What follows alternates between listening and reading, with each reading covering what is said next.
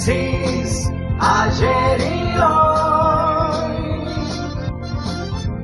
aprendiendo del pasado.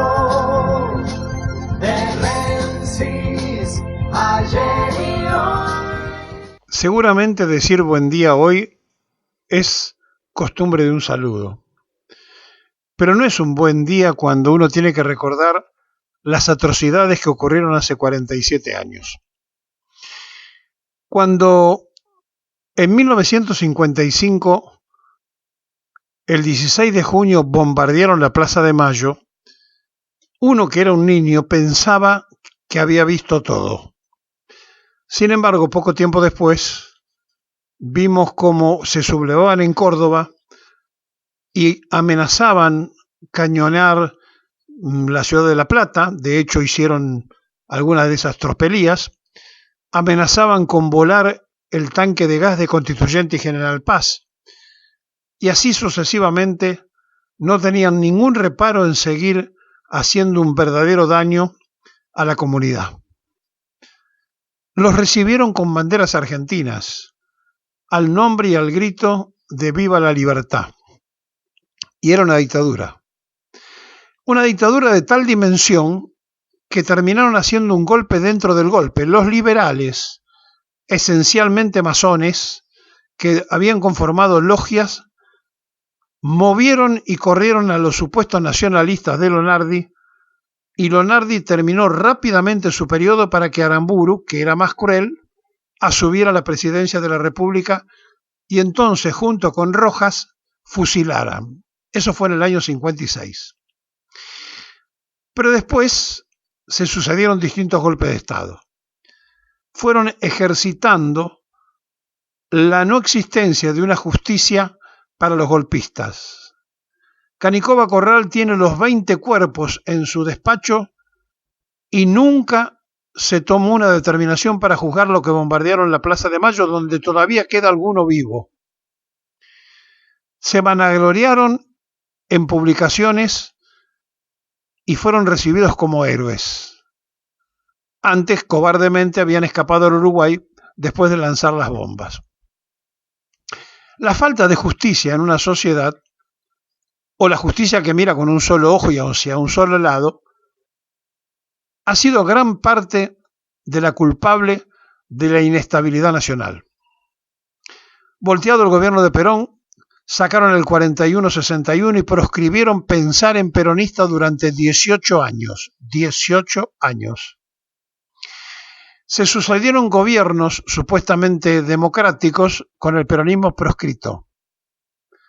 Es decir, llegaban al gobierno con una escasa cantidad de votos de una sociedad que no tenía la posibilidad de que se expresara su mayoría. La Constitución de 1949 la voltearon con un bando de un gobierno provisorio, así se llamaban. Y todo pasó de largo y nunca pagaron por nada. Y entonces, en 1976, se animaron a lo peor. En aquella época, en el 55, habían inventado los comandos civiles, que fueron los padres putativos de las patotas que después allanaron las casas en el 76, con la diferencia que en el 55 iban presos, en el 76 iban a los vuelos de la muerte y desaparecían en el Río de la Plata o en el Océano Atlántico. Y todo eso porque no hubo justicia. Y todo eso porque nunca pagaron los asesinos, criminales, defensores de la libre empresa que tuvieron históricamente el respaldo de la prensa canalla. Sí. Busque las colecciones del Diario de la Nación o de la prensa y se va a encontrar cómo recibían a los golpes de Estado. Ni le cuento que el propio Clarín y hasta La Razón, que la manejaban los servicios de inteligencia del ejército, anunciaba con títulos: está todo dicho. No estaba todo dicho, faltaba desaparecer a la gente. Pasó hace 47 años, pero lo grave de todo esto es que aquellos que pagaron con su vida, aquellos que desaparecieron, que fueron víctimas, muchos, pero muchos de ellos, eran hijos de los que embanderaron en 1955 su casa para decir: viva la libertad de Rojas y Aramburu. Y allí se va achicando el círculo de por qué los nietos o los hijos habían pegado el salto para el otro lado. Si hasta la misma hija de Lonardi trabajó en las elecciones del 73 para el Frejuli. ¿Qué había pasado en el trastoque del pensamiento de un día histórico como aquel 25 de mayo cuando asumió Cámpora y Solano Lima después del triunfo del 11 de marzo? Había pasado que se habían dado cuenta de qué lado estaba la verdad. Después muchos de los hijos de aquellos golpistas fueron guerrilleros. Notable, interesantísimo desde lo sociológico y desde lo humano. Pasaron 47 años del último golpe de Estado. Se animaron a lo peor porque nunca tuvieron castigo y aparentemente nunca habrá castigo para los que piensan de esa forma. Ni los crímenes unitarios se pagaron nunca, ni la guerra de Mitre en la triple infamia destruyendo medio Paraguay, ni la alianza histórica que le permitió a los brasileños vengarse de Ituzaingó y caminar por la calle Florida, ni todas las cosas que hicieron los de ese sector fueron castigados. Al contrario, gozaron de un tremendo respaldo periodístico. Hoy también. Hoy los que hacen tropelías, los que espiaron hasta los propios parientes y hasta los propios integrantes de su mismo pensamiento político, andan libres. Y anda Pepín suelto, veraneando en Punta del Este, jefe de la banda de los que asesoraban a Mauricio Macri para espiar desde su cuñado hasta cualquiera de sus miembros o integrantes. Están libres, siguen teniendo la prensa a su favor y lo que es más grave, siguen teniendo la justicia de ese lado.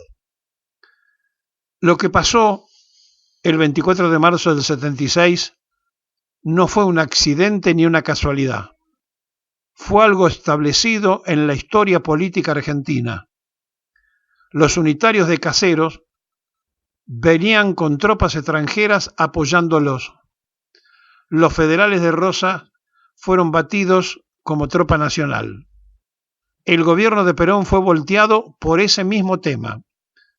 Y no se iban a perder la oportunidad de a una mujer, la primera presidenta en el mundo de ese carácter, dejarla hacer sus cosas.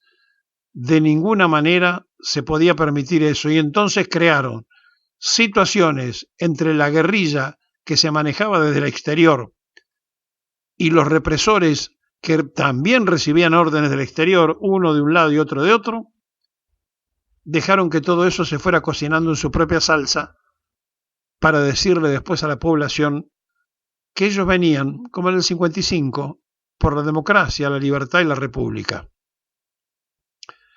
Esta cretinada de la historia tiene culpables y entenados. El revisionismo histórico ha levantado banderas de averiguación de cosas que estaban tapadas, pero no se hizo el revisionismo histórico del golpe de Estado del 76. Parece que fuera contra un gobierno invisible. No, había una presidenta de apellido Perón y por eso había que exterminar a ese gobierno. Lo hicieron con la complicidad de los de adentro y también con los de afuera.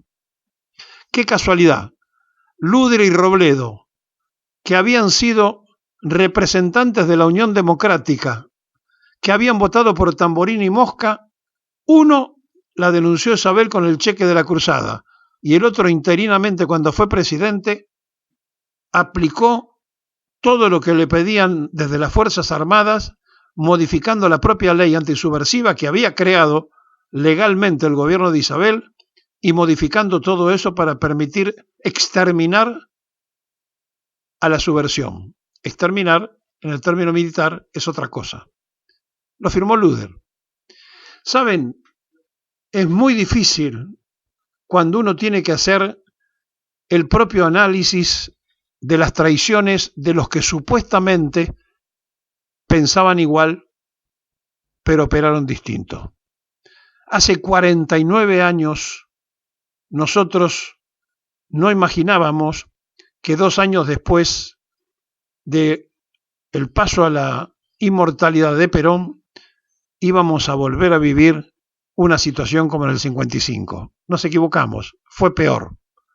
De los comandos civiles a las patotas, de los fusilamientos a los desaparecidos, de las torturas de aquella época a las torturas del 76, del 55 al 76, se ampliaron. Y finalmente, Videla se animó a decir, es una entelequia, el desaparecido no está, no existe. El gobierno era visible, no era invisible y existía, pero la cultura y la prensa canalla le hacen creer a la mitad del padrón, que hoy tiene menos de 45 años, que hicieron un golpe para hacer desaparecer gente como si no hubiese existido un gobierno que había que voltear. Como en 1955 el gobierno era peronista.